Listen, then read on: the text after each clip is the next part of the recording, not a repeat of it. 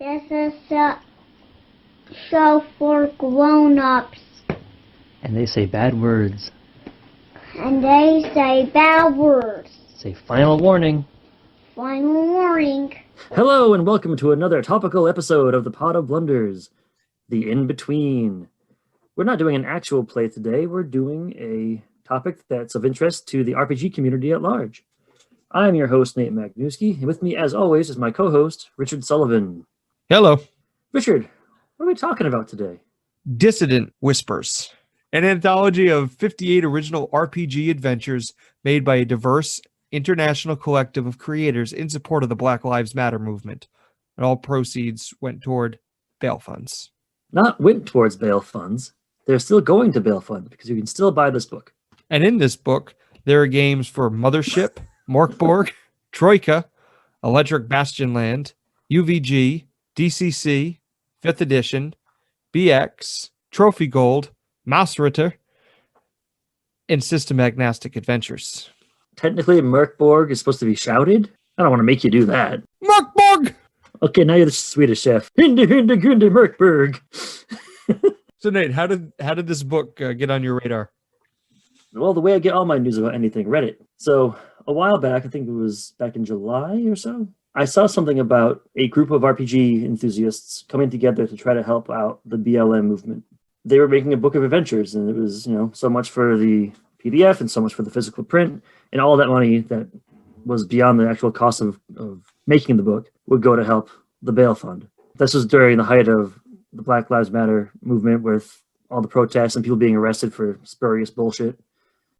If you have a regular job that you're getting paid hourly and you get arrested and you have some bail bond that's stupidly high, you're going to lose your job if you can't get out of jail right away. And so these lovely people said, you know what, we can help with that. It's kind of a neat story how it came to be. And the speed at which it came to be is ridiculous. There's a great publisher called Exalted Funeral, and they had a Discord server. This random guy, Silver Goat, said, we should probably do something to help raise money for people who need bail covered, who are arrested for protesting. He was expecting a few people to say, hey, you know what, I'll contribute an adventure, we'll sell this here, we'll sell that there. But it went way beyond that. And eventually, it became a collective of writers. They call themselves a Whisper Collective. It became like an assembly line of adventure making. So one person would step forward and say, I have a great idea for an adventure. They'd write it up. And then they would take that, and the artist would say, oh, I want to contribute art. The writer would tell the artist what they want. The artist would write it up. The cartographer would make a dungeon. Then it would go to an editing, then a layout, and then it would go in the book. And this happened 58 times. From conception, when this person said, hey, this would be a good idea, to when you could get the product, when it was fully finished and ready to go, was like 12 days, which is ludicrous, absolutely ludicrous. And so when I saw this for sale, I said, let me do my part and give them way less than this book is actually worth. This book is amazing. You've had a chance to look through it, right, Richard? Yeah, I spent this weekend looking through it for the podcast. I mean, the production quality alone, it's crazy. Like, the art is gorgeous. And it's so disparate. There's so many different styles and flavors to it all. Some of the maps are the classic, like, isometric, top-down maps. Some of them are really weird and fanciful. One of them is in a giant scorpion, which we'll talk about later, I think. Mm-hmm. So one thing I wanted to point out, too, was once this book was ready to go, a company called Tuesday Night Games, who publishes Mothership, was like the big product, which is like the Alien RPG before the Alien RPG became a thing. They stepped forward and said, you know what, we'll handle the actual physical printing of this and ongoing customer service, to the point where they still do it today. They didn't have to do that, but they did, and they covered all the upfront costs of printing it right away. They've got my loyalty for life. The Whisper Collective, as I said, came out with this book in 12 days, from start to finish. It's been 6 months or so since they released this book. So my thinking is they're really like ruining their book release ratio. I feel like we can expect at least a book a month from these people. They've shown us what they can do, right? And yet here we are, no follow-up book. Slackers. Shut up, man. You're being ungrateful. I am. Just the sheer amount of work that would have had to have gone into this alone, let alone in that short amount of time. I heard a couple interviews with the folks who made this, and they were saying that on the Discord server where they were getting everything organized, it was a 24-hour production line. Like no matter what time you showed up and you were like, hey, I got my art ready. What do I do? Someone was there in charge to take it and put it to the next step. You got to think there's 90 people involved with this project, putting in all that work for no net benefit to themselves, just because they saw something fucked up happening and they knew they could help. They found it. They found a way to do it, and they raised a ton of money. So back in June, they raised how much was it? It says here $45,000 for bail funds, with over 1,500 copies sold in a week. That was 7 months ago now. Yeah. And if you do want to contribute, and we'll go into some of the adventures in here that are amazing, you can still buy it on Tuesday Night Games website. It's still $30 for the physical copy. You still get the PDF included. It's so worth it. If you played every single one of these adventures, and each one was a night of 4 or 5 hours, you have 58 adventures, 5 hours apiece, 290 hours worth of fun, divided by 24. That is 12 days worth of fun. And your money's not going just to some company, some nameless person somewhere. It's going to help real people who need it. It's going to further equity in this country, and it's going to support a cause that it feels good to support. Black Lives Matter. Richard and I are both cis white dudes, and with that comes a certain privilege. We need to use it to help out those who don't have that kind of platform. It's a zine on steroids. Yeah, that's a really good way to describe it. Let's get into some of the adventures in here. You pointed out the adventure earlier before we started recording, Flails Akimbo. Yes. What caught your eye about Flails Akimbo? Just flipping, through the book, which by the way is in full color, but this particular 2 pages really stood out with the bright yellows and pinks. It looks like a 80s punk hardcore DIY poster. It's a man with long hair with 2 maces nailed into his bloody hands. So that alone, it caught my eye. And the description is a stinging headache. No memory of how they got here. The players wake up with a pair of weapons nailed to their hands. As they explore, it becomes increasingly clear that they are participating in a brutal game for the amusement of unknown spectators. Death galore.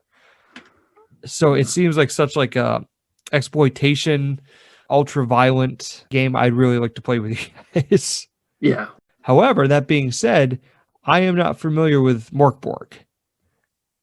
It's actually Merkborg, and it has to be shouted. I'm not familiar with Morkborg! Again, very Swedish chef. Merkborg is kind of what you see here. It's a ultra-dark, death metal, old-school Renaissance OSR role-playing game. So it's very much like, oh yeah, there's a church of the evil demon creatures, and every crypt has like these horrible skeleton things. It's very body horror forward, as you can tell from fucker having his maces nailed to his hands. And you've seen the movie Guns Akimbo, Richard? Yes. Yeah. So this is that, but way cooler. I just love the announcer. When they only have 2 pages to spread out, they really have to make sure it's packed with flavor. And every bit of this, like, just drips that crazy aesthetic of Merkborg. The announcer that has will commentate throughout the performance, because in this, they're basically the people wake up. They have, like Richard said, weapons nailed to their hands, and they have to go through a death match or find their way out somehow. And as you can assume, this is a terrible, horrific murder dungeon, and the characters probably will not make it out. It's like Saw meets The Running Man. Yes, absolutely. I do own Merkborg, so if you do want to play it, we definitely can one of these days. I would very much like this. There's a certain move that they wrote specifically for Merkborg in this game. It says it's the "Thou twirl me fair round, dearest, fair round, like a breaking whale, fair round, round, round" move. Let me sing it this way, maybe you'll get it instead. Thou twirl me fair round, dearest, fair round. It's you spin me right round. I no longer wish to play this game. I no longer wish to talk about this book. If it wasn't for such a good cause, this podcast would be over. You just spin around and smack everything near you with these weapons nailed to your hands. And then if you don't do it well enough, you get dizzy. This reminded me in parts of the old Super Mario comic, or cartoon rather. Have you seen that from back in the day? With Captain Lou? Yeah. Of course I've seen that. Yeah. Well, in the bottom right corner, you see one of the big NPCs is the Grand Duchess Rotunda, which of course reminded me of Queen Rotunda from the old cartoon. I mean, this has everything. What else do you want? It's got a beating circle, a bacchanalian chamber, something called the Chained Hall, and a really annoying announcer that would be the funnest thing in the world to GM, where you just get to like do the play-by-play Tony Romo commentary for fucking a death dungeon. Like, this thing is awesome. This seems like a blast to play. And I think in similar theme, we should talk about one of my favorites. This one is called A Herd of Beautiful Wild Ponies Running Free Across the Plains. The RPG.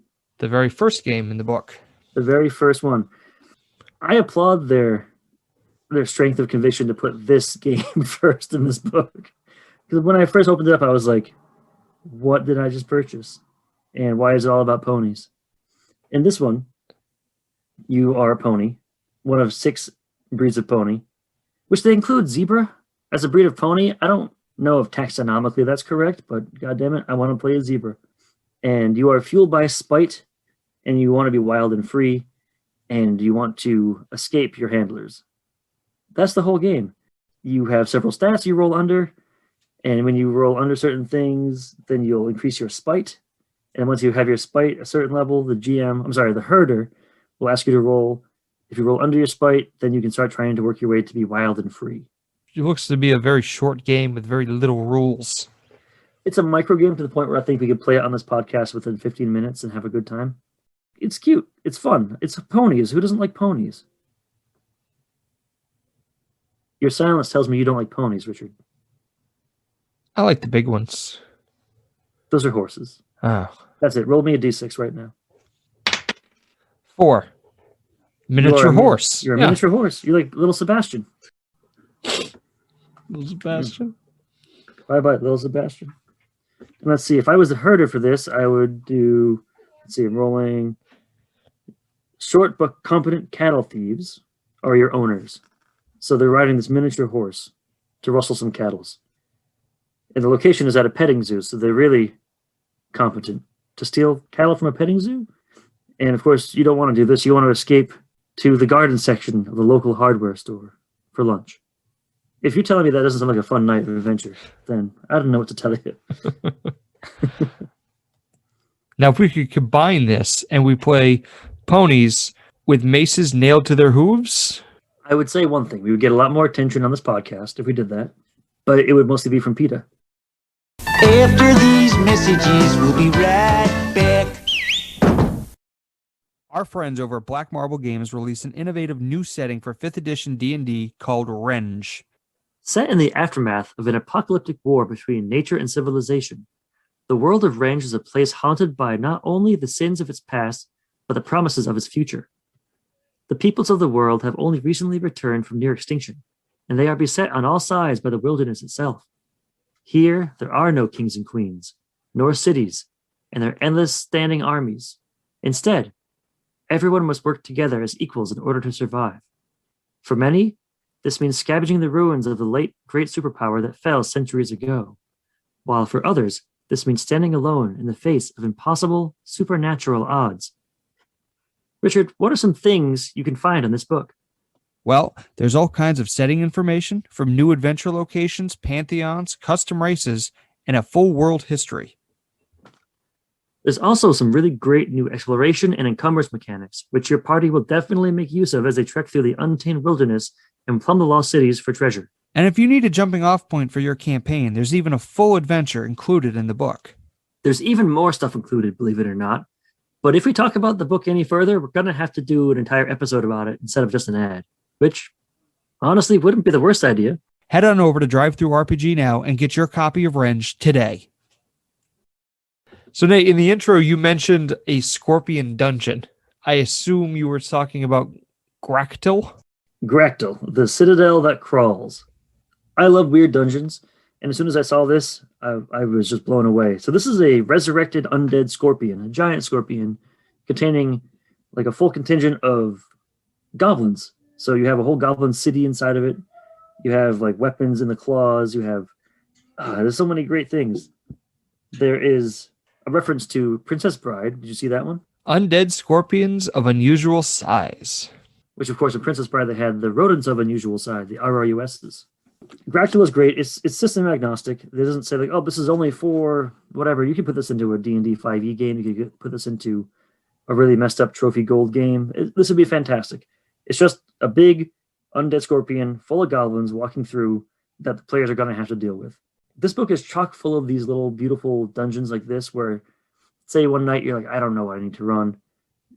You pick one of these things up and you have at least one night's worth of adventure in front of you. And it's going to be memorable because these things are absolutely wackadoo.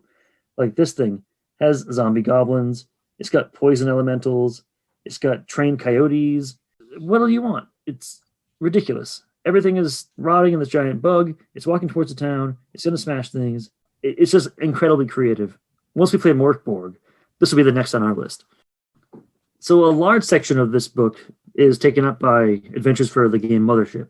Now, we've talked about doing Mothership on the podcast before, but we just haven't gotten to it yet. But this book makes me want to play it even more.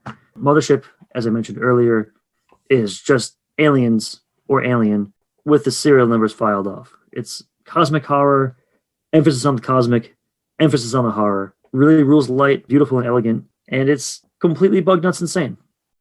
So the first thing, Richard, I know you were saying that caught your eye was the map. You said it's something about it reminded you of a video game. Yeah, it looks like the old like Apple IIs that we had in like first grade. Oh my God, yeah. I mean, it's funny if you look back at like the Merkborg illustration where it's all like these crazy, vibrant, saturated colors. This one is just largely, like you said, it's old, like one step up from Commodore graphics, like Atari level almost, you know? And then you have the Undead Scorpion, which is very like line drawing. Because you have so many different artists working on this book, there's no like central theme or flavor of it. It's just a wild riot of all these crazy, beautiful ideas. And with this game, in particular, Emerald Horizon, I think with all of these, really, they did a great job of marrying the artist and what they did well to the theme of the adventure. Like for me, Mothership feels kind of like a retro futurist concept where it's like cassette futurism, where it's the future, but what the 1980s expected of the future. Like the movie Alien that has like the big wet chain room for no reason. Well, you need that. That's very important. You gotta have the wet chains. Like nowadays, you look at our concept of spaceships, and it's very much everything's smooth and contoured and bright. Back then, it was like almost diesel punky in terms of just gritty and gross and wet. Mothership is very much like that, and this graphic is perfect for like the interface I would expect to see on a ship. Like it wouldn't be this bright and beautiful map looking like walking through seeing photorealistic images. It would be this terrible little mini map that you would see on your old Nokia phone. Well, I get very much the visual of like Ripley and Dallas talking to Mother in the first Alien movie. Right. It's almost like a mystery, like something's going wrong with this terraforming facility, and you got to figure out what's happening and how to stop it before everything goes completely wrong and your players go mad or die. And in the true spirit of Mothership.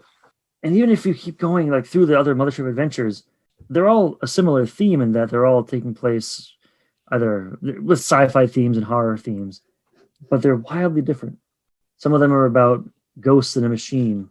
Some of them are about a weird punk drug running colony that has gone crazy and you're sent there to shake them down. Some of them are about like cloning and resleeving facilities that sell the meat, or xenomorphs that have gone nuts and killed off everyone in the station. This is the perfect way to explore the various themes that you could have in Mothership. And you have so many quality pre-made adventures just for that one game that if you bought this just for the Mothership adventures alone, it would be well worth the money. It's $30. Like, it's stupidly low. Richard, is there anything else that you want to talk about in this book? No, I'm just looking at here on page 133. The lachorrhaphy is very erotic. 133. Very erotic. I'm scared that I'm going to find something upsetting. Oh, yeah. It's a goat skull lady. Oh, yeah. Tentacle arms and limbs. Looks like she got some hairy legs, seaweed hair and bush with a scar on her chest. Yep. Very erotic. Good job, Evelyn Moreau. Who, if you haven't seen her work online, you need to go check out Evelyn Moreau. Is it all as erotic as this? It's not all as erotic as this. I mean, how could it be? Evelyn Moreau is a fantastic artist. And this book is full of fantastic artists, and some of them you've heard of if you're into the scene. Some of them are brand new that I've never heard of, but I'm going to be looking up their stuff now. I could go on and on talking about every one of these adventures in this book, but I can't because this is a limited format and we're recording on cassette tapes. So there's only so many times that we can talk. Did you see on page, 56 and 57? It's a full, 2-page spread of art. When I was first, just flipping through it, I said, oh, that's really cool. It's just a big, beautiful, centerfold almost for this book. And then I was really looking at it earlier today, and I realized this is a dungeon. This is an adventure. I don't know what for, but this big, beautiful piece of art, you could play through if you had a creative enough DM. It has an entrance underneath a big grasshopper horror. And then it goes down, and there's a skull, and there's rooms with worms, and then it goes into this weird other chamber with vaulted ceiling and a chalice, and then it goes to this weird tunnel with a mouth in it, underground city, a big robot head. This is a full adventure with absolutely no words. Yeah, I can see that now. And I feel kind of foolish now because I went back to the table of contents to figure out what this was. And this is, of course, the UURB, the Urban Double Page Dungeon Without Words. So aren't I a dummy? It was there the whole time. You thought you could hide from me, but you couldn't. My Google foo has not failed us, Richard. Roque Romero Rua. On Twitter, at Roque Romero Rua.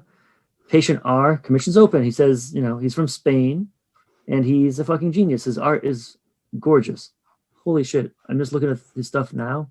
That's not in this book. Mm-hmm. And it's beautiful. Roque, R-O-Q-U-E, Romero.com, in case you guys are curious to check that out for yourself. Unless we're going to go through every single adventure in this book, I think we need to call it now. Every time I pick up this book, I find something new to love and a new adventure that I want to run or a new system that I think is great and it needs to be tried out. Even if the money went to nothing at all, it would be worth every penny. But the fact that it goes to cover and pay for something so important, it was a no-brainer to buy this book. So I hope that if you were on the fence of if this book was worthwhile or not, we may have pushed you over that, and now you can go on to Tuesday Night Games website and buy it yourself. You can buy it through DriveThruRPG, or you can go right to Tuesday Night Games and give them the direct support that they deserve and buy the physical copy there. And that is just Google Dissident Whispers, and you'll find it. Or you can go to shop.tuesdaynightgames.com/products/dissident-whispers. And that's all for this week's episode. Thank you so much for tuning in, and we hope to see you again next week. If you like what you heard and want to support the show, please consider leaving a 5-star review on Apple Podcasts. Want more actual plays, reviews, homebrew content? Check us out on potofblunders.com, and be sure to follow us on Twitter at potofblunders, all one word, to keep up with our latest releases and information. We love to hear from you, so if you have any questions or concerns, you can always reach us at contact@potofblunders.com. Hey everybody, this is Nate, your normal host. I don't want to brag, but I'm your normal host. And with me, of course, is my co-host, abnormal co-host, Richard Sullivan. It's Abby Normal. Again, our references are so topical and timely. So Richard, why are we doing this special little edition at the end of our normal podcast? Well, Nate, we just hit the milestone of 500 followers on Twitter. We actually hit the milestone of 600 followers on Twitter just after that too. I think we're just here to say how much we appreciate our followers and our listeners. If you're listening to this, if you're reading our blog, if you're following along, retweeting us, just thank you so, so much. I can't explain to you how much it means to me that what we're doing has an impact or is entertaining people. People are enjoying it. That feels very special to me. The role-playing community has been something that I've been a part of since high school. And now I'm an old man with kids, wife, back problems, and I feel like now I'm in a position where I can start giving back. That makes me feel really warm and full inside, and I really appreciate it. So thank you for all your support. Nate, one of our ways of saying thank you was putting up a poll on our Twitter page. The categories were play a one-shot of a terrible role-playing game, create a new RPG from scratch, review the Pan Dungeons & Dragons movie, or something else. Overwhelmingly, by 66% on the poll, is to do a terrible game one-shot. Yes, so that seems to be the runaway winner. My only caveat with that is that we are a blog that prides ourselves on relentless positivity. So I want to find a game that is intentionally bad because I don't want to hurt anyone's feelings or shit on someone's passion project that they did. I'm going to make a list of games coming out soon. We'll have a poll up when you hear this message. That we'll have a bunch of options for games. Well, 4 options really, because that's what Twitter limits you to for a poll. So you'll have 4 options for a game you can choose from. That will be our next episode, our celebration episode for hitting our 500 and then 600th listener milestone.